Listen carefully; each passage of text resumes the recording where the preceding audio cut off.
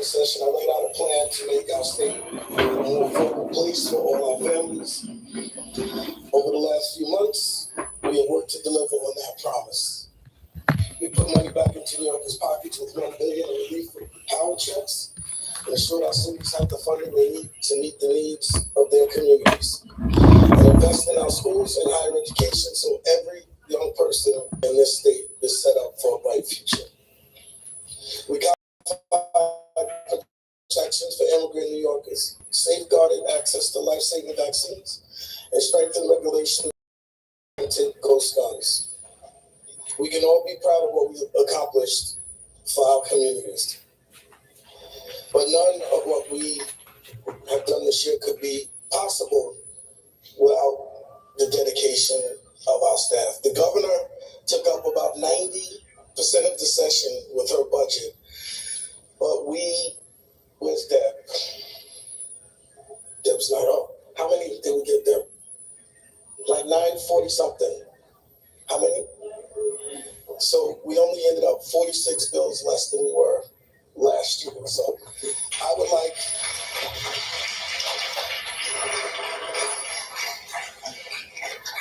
of course, I would like to thank our amazing staff, and I know the minority will do the same on their side. So, of course, Deb Miller, Marianne Daniels, John Knight, and the Legislative Services team.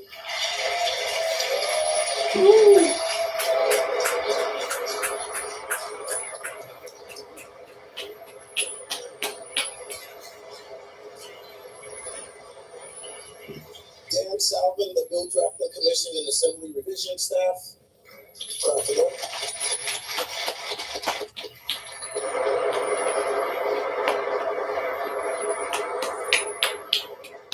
Big Money Phil Fields and the Ways and Means staff. Yes. Everybody loves him. No, not him. Me Jackson. Sergeant Evans. And, I have to say, Jen Best has the hardest job in this place. To put up with us, the constant text messages, the calls from me at any time. And Jen, I just want to tell you, you've done an amazing job.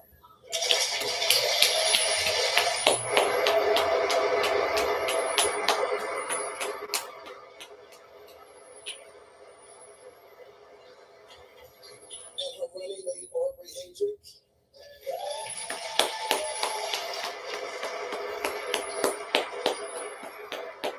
And to Alana Sigmund, who kind of ran and jumped on the train after session started, my council. She did an amazing job. And the rest of the entire program and council staff and the Ways and Means staff, really, for almost 6 months, they've had to do double duty, and we should really show our appreciation for their staff.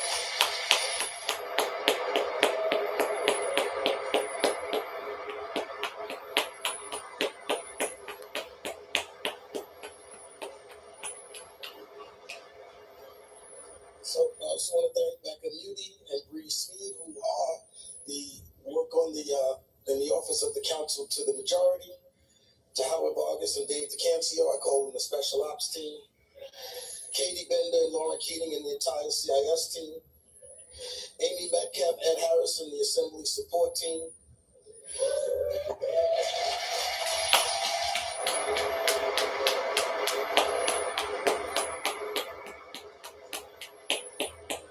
Josie Estrella and the intergovernmental team, Alex.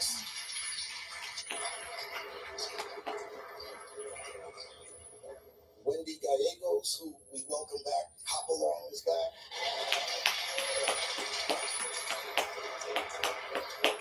And of course, my own staff at 250 Broadway and my district office in the Bronx, and the rest of the, the administrative support team, Anita, Jeriatu, the entire team.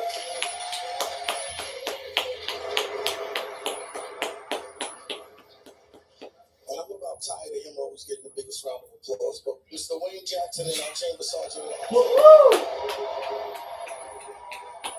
Everybody loves that guy.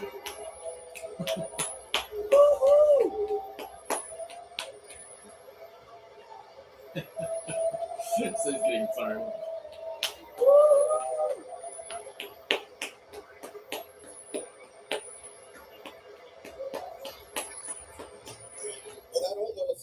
mention, if you see this quiet, unassuming gentleman who's been following me around, I just want to thank Greg Mosley for joining the team also.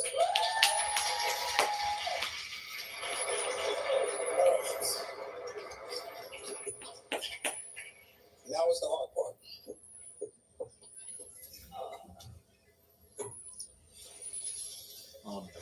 This might be the hardest end of session speech I've ever had to give, because when I look at the list of people who are retiring, and they deserve it, they worked hard,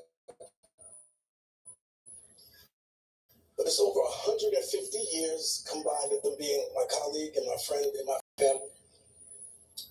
And I have to start with Crystal. I met Crystal even before I was elected to be senator.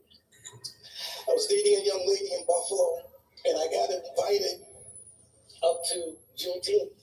I had no idea what Juneteenth was, if you can believe that. But Crystal taught me what Juneteenth was, and she's been a friend and a sister. And I'm going to tell y'all some private things, but I think it's okay. When Joe Morelli left, I've been honored to have two incredible number twos in Joe Morelli and now Crystal Peoples-Stokes. But when Joe Morelli was elected to Congress, somebody actually said to me, there's no way you can pick another black person to be the majority leader. And I said, how the hell can I? And I said, I'm not picking Crystal because she's black. Now, she is a serious, tough black sister.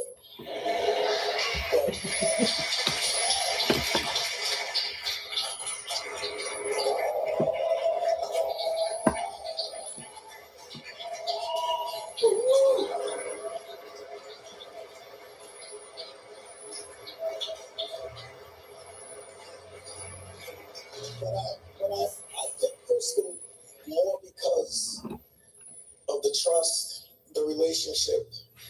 And, when I was attempting to come and try to be speaker, there's a lot of people who doubted me. There's a lot of people who didn't want me. I remember the New York Times did an article that said the flawed speaker. But I remember when I called Crystal and I asked her for her support, she said to me, go call everybody else. I'm with you. That Crystal, you don't know what that did to me and for me when you told me you would support me for speaker. Love you dearly. You have been a big sister, my protector, and I am so much gonna miss you. I love you so much, Crystal.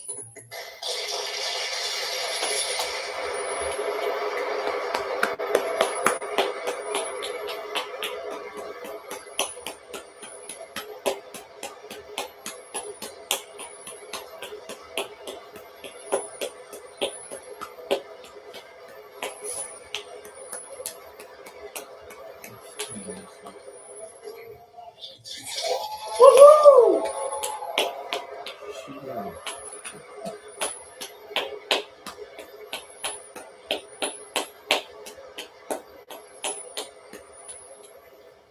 Now, this next young lady, the story's going to sound a little tough, but I promise you it ends well. Also, when I was trying to be good for Deborah Glick, I don't know.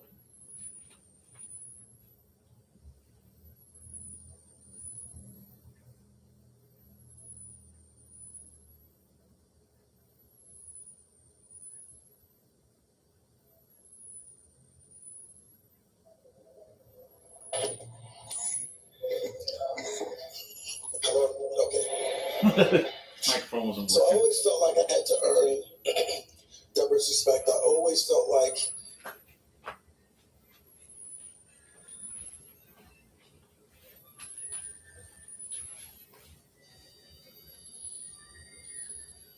and one of my favorite political books was Team of Rivals.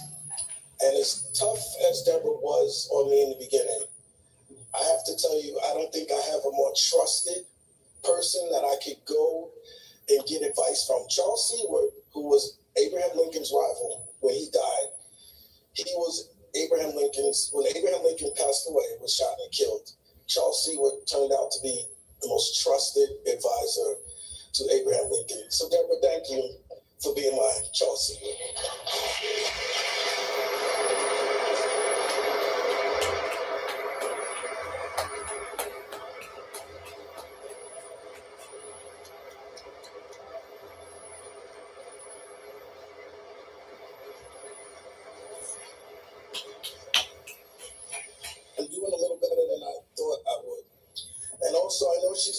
watching, but Vivian Cook, I also knew way before I was elected. Vivian adopted me as a son. She adopted Taylor as her granddaughter. And Vivian, the two things I always remember about Vivian, as soon as she would see me, she would always say to me, "Are you all right?" Because she said, "I'll get somebody if you want me to get them." And I would say, "No, Vivian, I'm okay." And the other thing I always remember about Vivian, when people would call her and ask her, "Where is she in terms of a bill?" she would say, "I'm wherever the speaker is." So take that as a lesson to all of you. That's always the best place to be, even the minority. All right, next up, Donna Lopato. When Prince passed away, of course, y'all know that was devastating to me. It was like losing a member of my family. But Donna did something for me when we had the tour in her area. She brought me to, it was a tribute concert for Prince, and that just lifted my.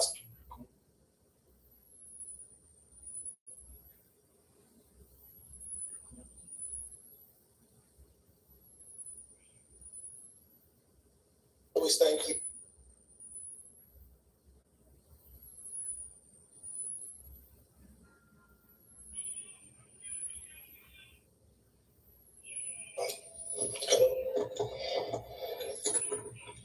This quiet but serious, amazing representative.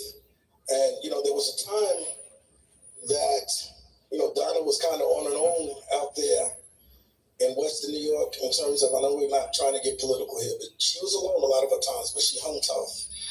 And she represented her area very well. And so, Donna, I have to tell you, too, you've been an amazing, amazing colleague. Even sometimes things are always tough, but I always know I could count on you. So, Donna, love you, too.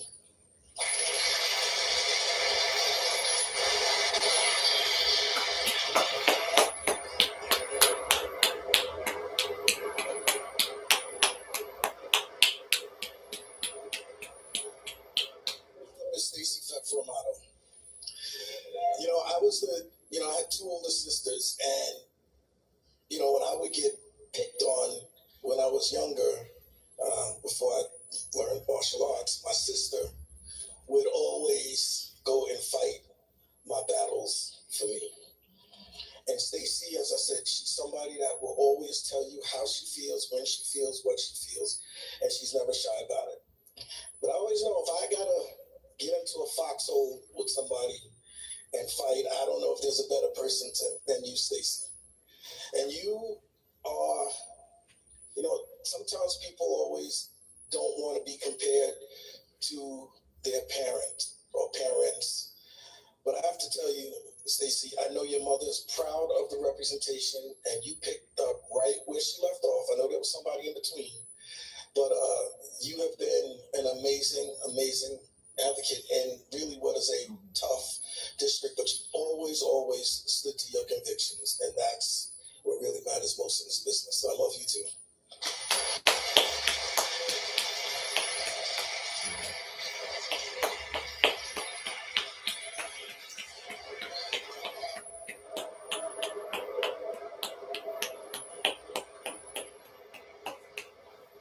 We only got two more people retiring. So, Nate Asage, another quiet and very unassuming but serious person. He always wanted to make sure that Yonkers was taken care of. From the moment that he would say, he's another one. Sometimes on these tough votes, Nate seemed to always trust and be supportive, even when I asked him to take some very, very, very tough votes. And like I said, he's another one. He got used to the texting. I don't know if Nate ever picked up the phone and called me. He always knew, to text me.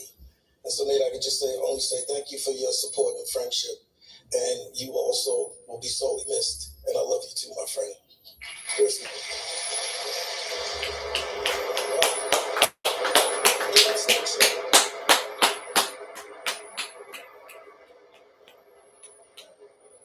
And then last, but certainly not least, is Marianne Buttonshot, another one who It's kind of on an island where she is in central New York. Always stood to her convictions, always represented her area, always represented small businesses, and always had open arms for colleagues on both sides of the aisle to come visit her beautiful farm and small business. And I said this at the retirement breakfast. Marianne gave me a tree to plant in my yard. People laughed when I said I haven't planted it yet, but she didn't give me a tree without being in a pot. So I just have to give a chance to plant that tree. But Marianne, every time I look at that tree, I'll always think of you. You've also been a very good person, a very supportive person, even when things are tough. So Marianne, love you too.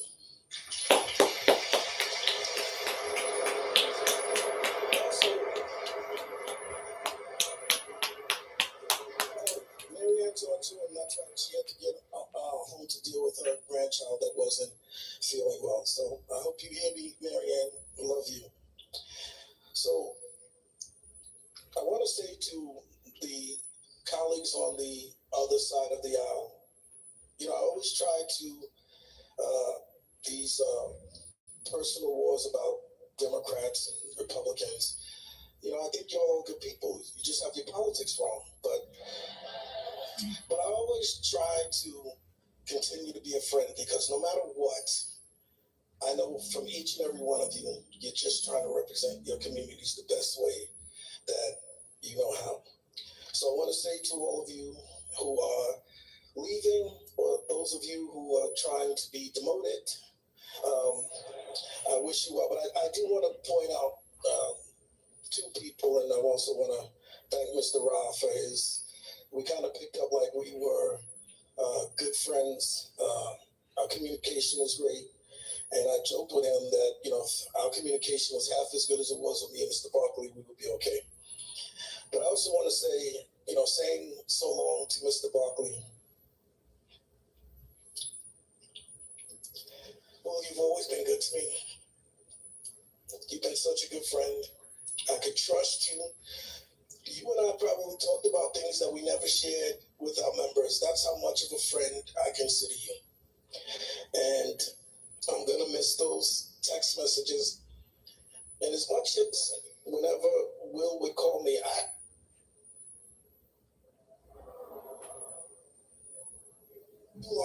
good about a Republican, so before they call me, hello. But no matter what I would say to Will when he reached out to me, I always just say, Will, just call me Carl.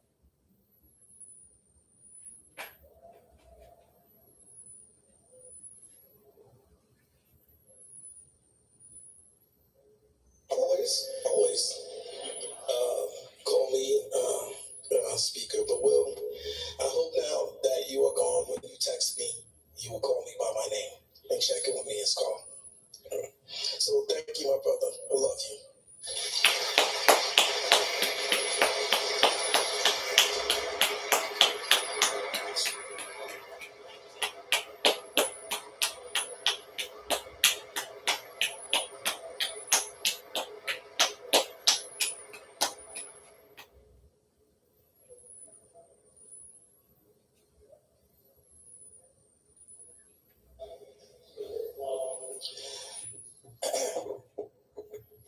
I'll project. But y'all know I'm not really a yeller in public, just only in private. But I know he's not here, and to our colleague, Mr. Marinello, I always, when he got elected, I always called him Your Honor. Because even though we're elected and we're all honorable, he was just always such a good guy. I just always wanted to say to him when I saw him, Your Honor. Because he was an incredible person. I thanked him last night because oftentimes people who are experts in their area, and he was a judge, for a very long time before he ran for the assembly. And sometimes when people say things who are an expert in their field, you always want to listen. So I'm glad I got to say so long to him before he left, last night. And as I said to him, and to you and to all of our colleagues, once a member, always a member. You guys are always welcome back here in this chamber.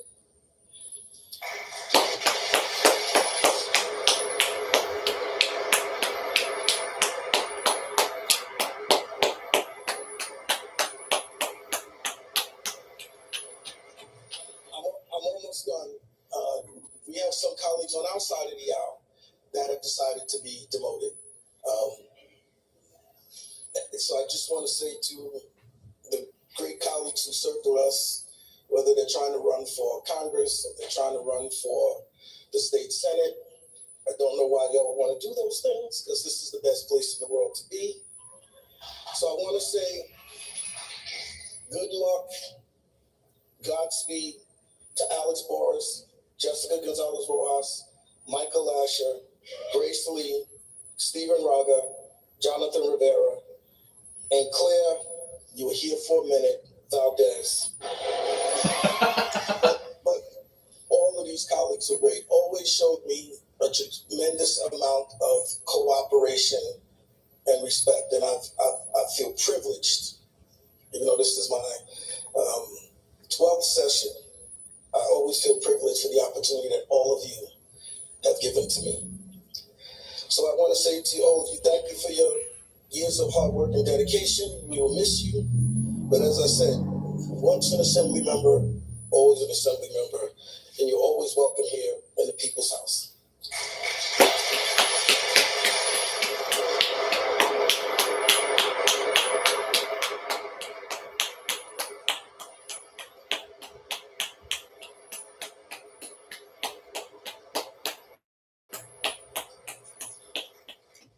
Miss People Stokes. I'm sorry, Crystal, we're going to go to Mr. Roth first. Thank you, Mr. Speaker, and thank you for your kind words for our departing members, and thank you to you and your staff for your cooperation. Obviously, it's been a little bit of a crazy session for all of us. I would say me in particular. But having the opportunity to begin working more closely with you, I can't thank you enough for your communication and you're working with us on behalf of our members to make sure that we were able to do the things that we needed to do for our district. So thank you. I have to thank the majority leader. I had the opportunity, I don't know how many years ago it was now. I was in Jared's job, your first session as majority leader, and I had the opportunity to work closely with you as you were starting that job and watch you run the floor each and every day. And I wish you all the best in your retirement. I thank you for your friendship. And I don't know if the next person is going to pick up on the quote of the day, but I don't think it will be as meaningful not being delivered by you before we start session each day. So thank you and all the best to you, Crystal.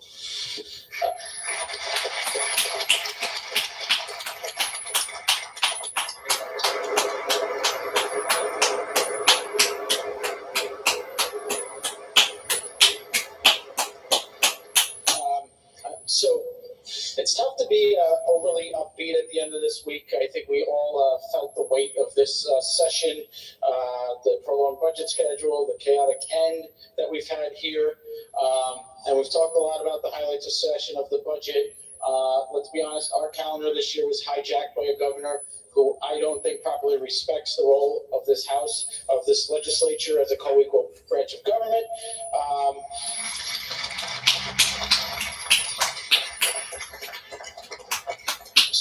And I think the disruption that has caused really impacted us and our ability to do the things we needed to do for our constituents, for the people of this state.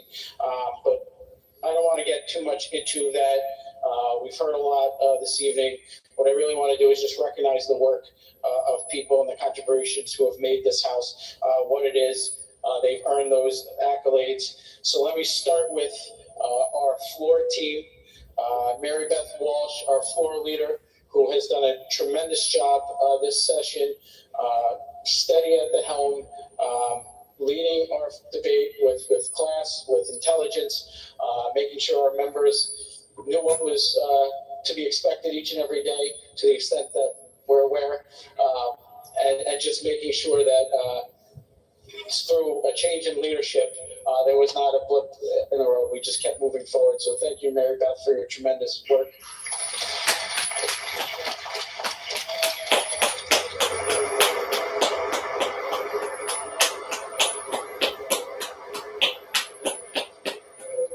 Assistant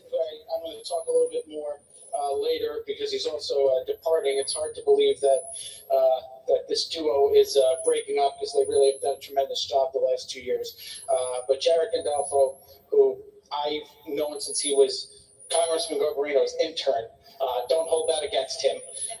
But he really, watching him go from intern to member chief of staff to member to being our assistant floor leader is something I am incredibly proud to have had the opportunity to watch. I don't know why he's devoting himself to the title of senator, but I wish him well down the hall, and I hope he won't be a stranger in our chamber.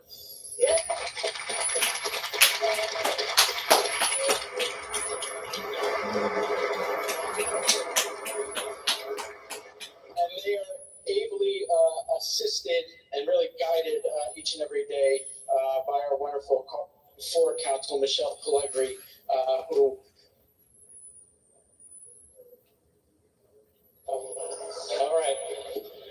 just make sure things keep moving forward, make sure our members have everything they need, and just, we always say the job is like part kindergarten teacher, part lawyer, part probably a lot of other things, but she does it all capably, and I'm proud to call her a friend and of the work that she does on behalf of our conference. So thank you, Michelle.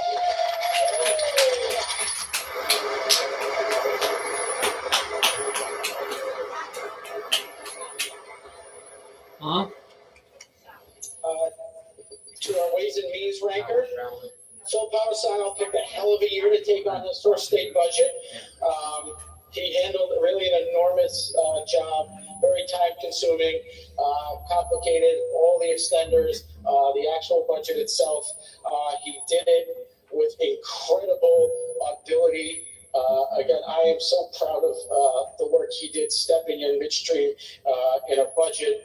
I just would have one piece of advice that I hope you and Mr. Premo can speed things up next year and not be going into late May. So, Phil, thank you. And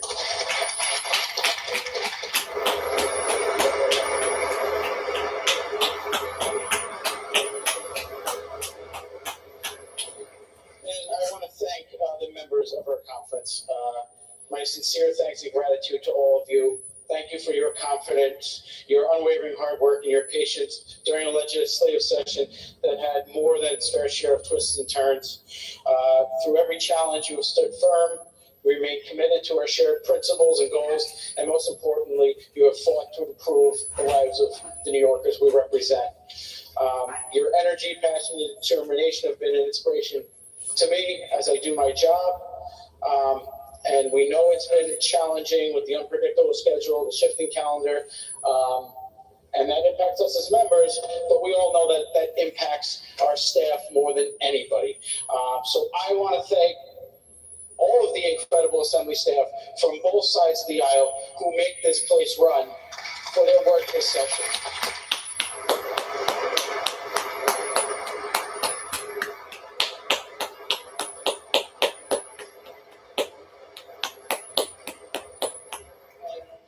Me personally recognize my team who have helped me take over this role and make sure that I had everything I needed to do the job on behalf of our members. Tom Kraus, Jason Kehoe, Dan Cairns, who is celebrating both his 60th birthday and his retirement after 35 years in the legislature.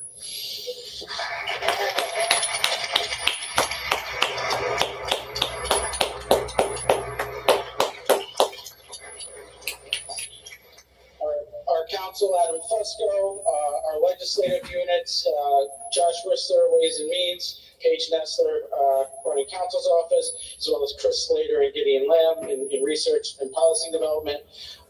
And last, but certainly not least, I love that I get to call her this, my chief of staff, Lauren O'Hare, who runs our conference with incredible skill, intelligence, a little bit of humor when I need it, and is just somebody that I fully trust with everything that needs to be done on behalf of our conference. So, Lauren, thank you for your tireless effort. And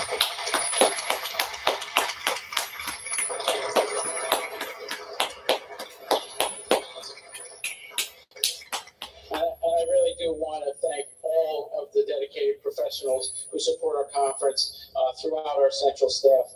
They truly are the ones that make our members be able to do our jobs with the best of our ability. So I just want to, as the speaker mentioned about the departing members, I think we're losing about 25 members total on both sides of the aisle, which is pretty hard to wrap your head around. And there's tremendous amount of institutional memory, expertise that we're losing in them. And I just want to quickly run through our departing members. Ken Blankenbush, who was a classmate of mine from the 2010 election. There were 17 of us then. There'll be 3 of us left next year. But Ken, throughout his time here, has brought a perspective and reliability that is just a true constant to our members of the conference. And I think it is something that is valued for each and every one of our members to have somebody with that steady personality of Ken Blankenbush. So Ken, thank you.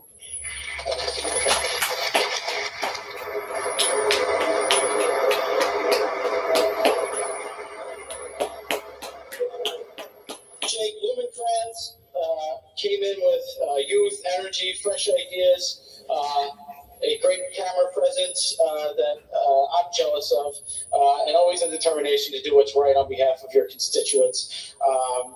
Pushing for cutting costs, public safety, responsible budgets. So I know our conference loss will be the Senate's gain next year. Jake, thank you, and congratulations to you on a successful tenure here in the Assembly.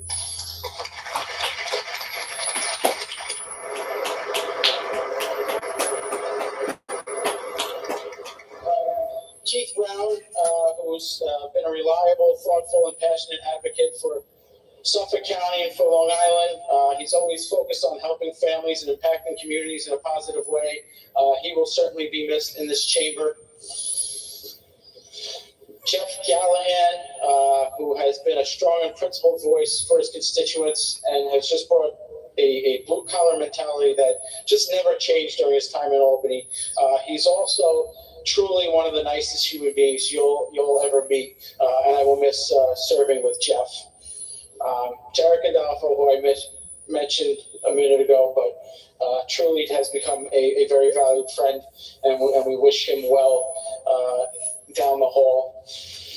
Brian Magdalo, a guy who brought so many perspectives as a farmer, a businessman, an Army veteran, representing the 130th District, and always brought common sense values to this chamber and a very strong work ethic, and I will miss his friendship here each and every day.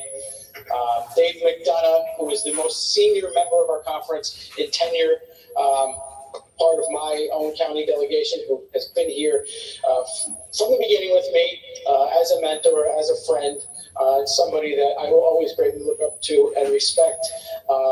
Truly an institution on Long Island, the gold standard for what public service means. So thank you to Dave. Judge Morinello, one of the greatest voices we have had here for reason and integrity in this business, and his counsel to me is something that I can't replace. I will certainly continue to go to him for advice. Dan Norber, another Nassau County neighbor. It's been a pleasure to serve with you, Dan. You brought a perspective as a small business owner and really jumped in with both feet with heart and integrity. And I think your character and the contributions you have made to this institution and our conference have certainly left a mark on us. So thank you, Dan, and all the best to you and your family.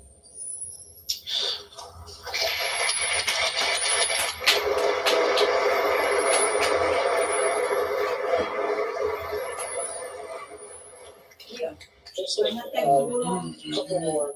Colonel Robert Smalley,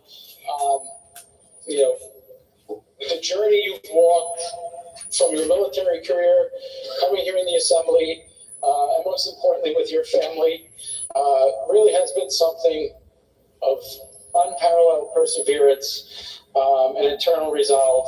And we have all watched you and tried to lend whatever support we could, but you've carried yourself with this incredible dignity and purpose, and we will never forget you in this chamber, and we will make sure we continue to do the initiatives that you have started to carry on AJ's name.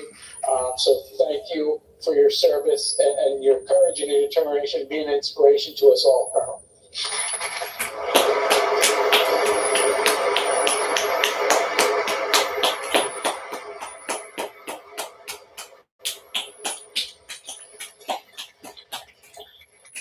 So Chris Tagg, America's Assemblyman, who has been a fighter all the way to the end. And I think after this week, Pam Hunter might become his biggest campaign donor if he means getting him out of here. But that fighting spirit is what we will all remember about Chris. So all the best to you, Chris. And lastly, Will Barkley. My friend that I've had the opportunity to, from my very first days in this chamber, to get the opportunity to kind of get brought into a circle with you and some of our other senior members, that you really didn't feel like you belonged, but were never made to feel like you didn't belong. And he served here for more than 20 years, but the most important thing I think all of us in our conference value is your friendship. And we could not really measure the contributions you've made to this assembly, to our conference. But I think we all believe that if we leave this place better than we found it, we will have been a success.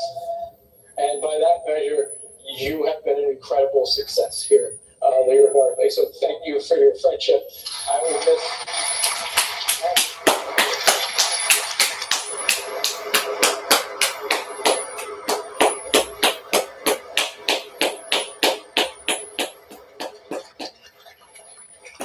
I just want to conclude, not to steal Crystal's thing, but with a quote: "How lucky I am to have something that makes saying goodbye so hard." It feels very fitting today. So thank you to all of our departing members. Thank you, Mr. Speaker, for your leadership of this House and your friendship. And I wish you, the members, and all the staff a very happy and hopefully relaxful summer. Thank you.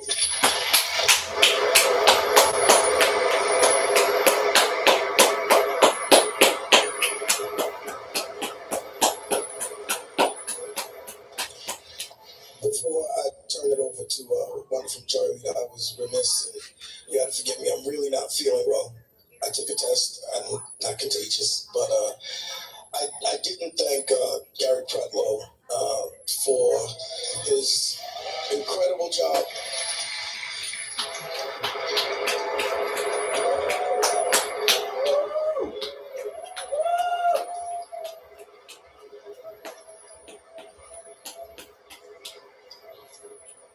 I also want to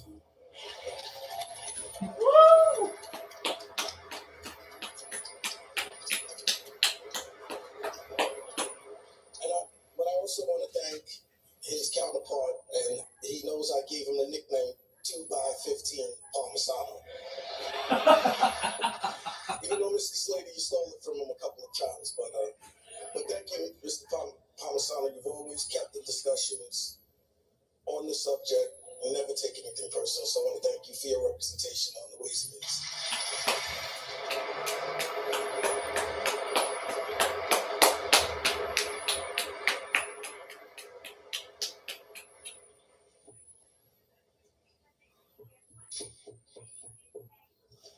Miss People Stokes.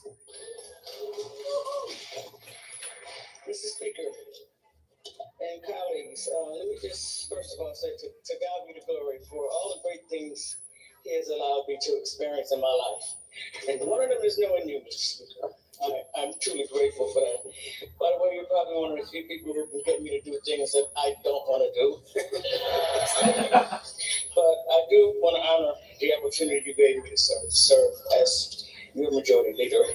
I certainly want to thank your entire staff, everybody standing over there. I don't want to name names because they all played a very significant role in trying to help us pull together the work that we need to do for the People's House. So thank you to your entire staff. I also want to thank John Knight, and I want to say some of y'all owe John Knight some money. Y'all been over here a lot. And he's here, but he is truly diligent to the work. Does not miss a beat, crosses every T and dots every I, and stops everybody who is trying to prevent him from doing that. So please join me in celebrating this young man for the fine work.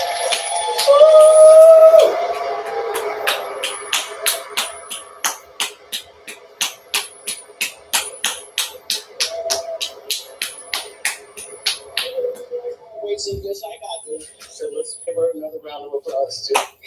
It's been really great.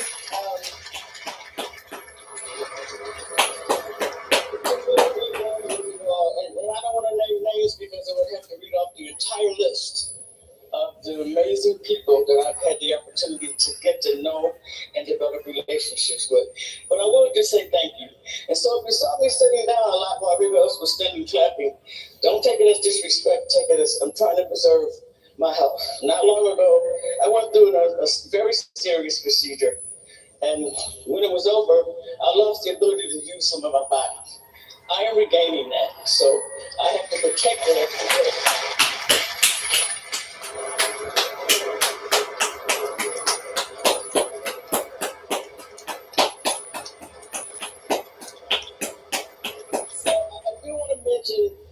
Just one of the things that the speaker forced me to do that I didn't want to do.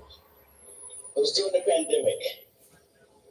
And our then Ways and Means Chair, Hillary Weinstein, had COVID. She had to stay home. Well, there weren't many of us here. Mr. Goodell was here. Ed Rao was here. And a few people on this side of the aisle were here. But he said to me, Crystal, you have to debate the budget. What? How am I going to debate the budget? I haven't gone to any of the hearings. I have no idea what has been said. How am I going to I don't know what you're going to have to do. So I said, no, wait a minute. Let's just think this through, Mr. Speaker. Why don't we just ask Deborah Clark to do it? She's been here long and she's heard how they've been done. She can do this in a heartbeat. And he said, no, Crystal, you're the majority leader and you have to do it. So just like he forced me to become a majority leader, he forced me to negotiate a budget that I was able to do. And by the way, I was only able to do that because of the people on the Ways and Means team. They sat around with all the information that I needed.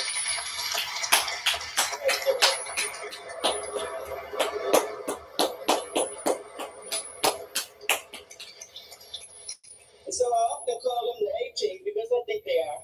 And that doesn't mean that the programming council crew is not the A-team as well. But there's one for each section of the work that we have to do here.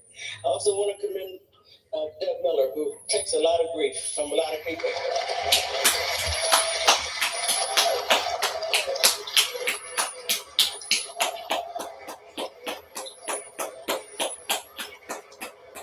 the way, how do I know she takes a lot of grief from a lot of people? Because for one, I give her a lot of grief.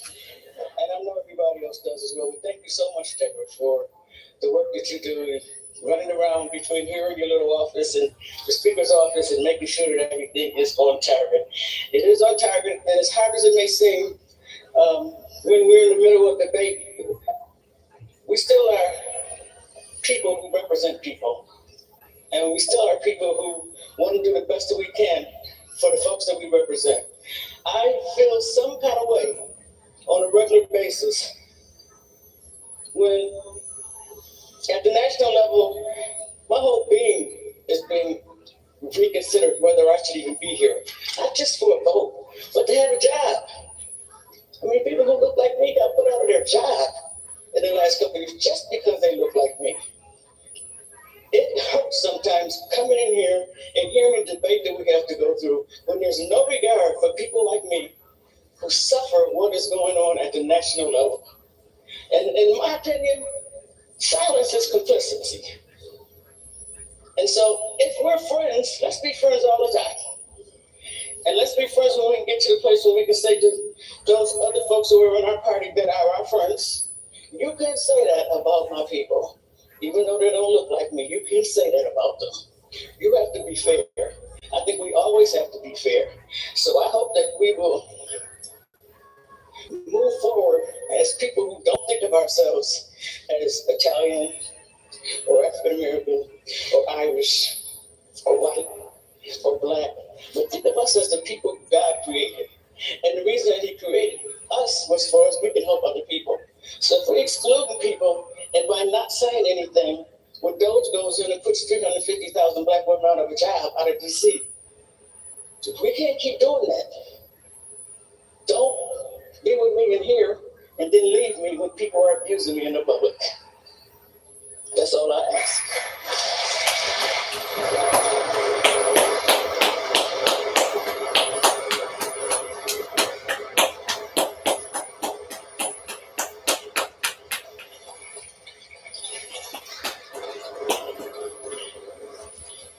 So with that, because I can't stand long, and I do need to be able to walk to my office to start cleaning it out. Whoever takes this seat, whoever the speaker assigns to be the next majority leader, I just want you to know I'm going to be watching you. I'm going to still be at his ready and at his defense and at his back. And so please know that. And I got friends too, so I can send some other people. Yes, sir. So with that, Mr. Speaker, Mr. Ra, colleagues, Mr. Barclay, him and I came out at the same time. I think there's only two left, Miss Patrick and Ramos. God bless you all. Stay safe and stay healthy. Peace.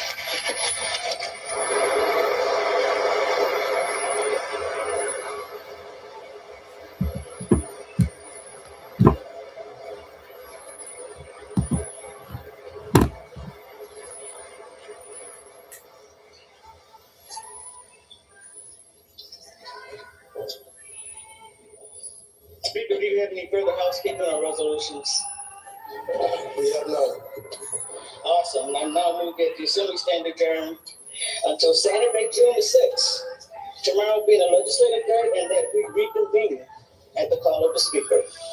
Thank you. On.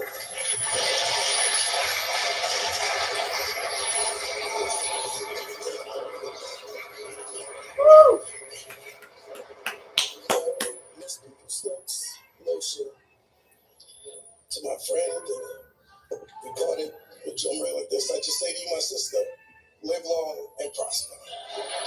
Woo! The House stands adjourned.